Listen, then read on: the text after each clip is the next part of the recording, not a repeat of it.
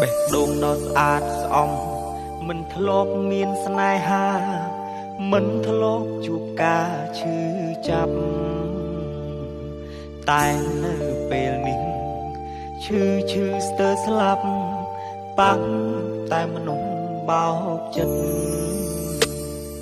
ខ្លាចហើយស្នេហា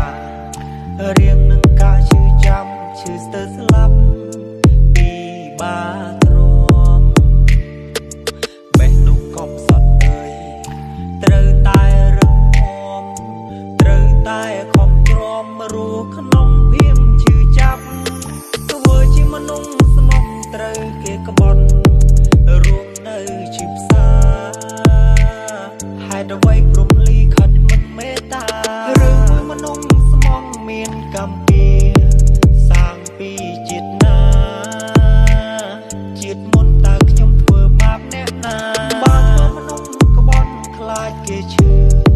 ខ្លាចមានទោសាមិនចង់ខ្លាចខ្លួនជាមនុស្សសាវាសុខចិត្តរស់នៅទាំងឈឺចាប់រងនៅទាំងឈឺផ្សាក៏មិនចង់ឲ្យអ្នកណាមកឈឺចាប់ដោយសារខ្ញុំ Welcome to Mr. Aaron on the mix.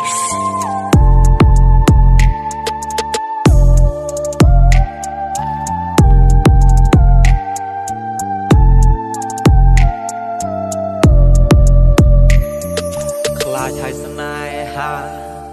រៀងនឹងការឈឺចាំឈឺស្ទើរស្លាប់ពីបាទ្រាំបេះដូងកំសត់អើយត្រូវតែរឹងមាំត្រូវតែខំទ្រាំរស់ក្នុងភៀមឈឺចាប់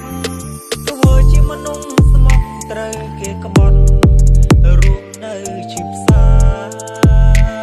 ហេតុអ្វីព្រំលីខិតមិនមេត្តា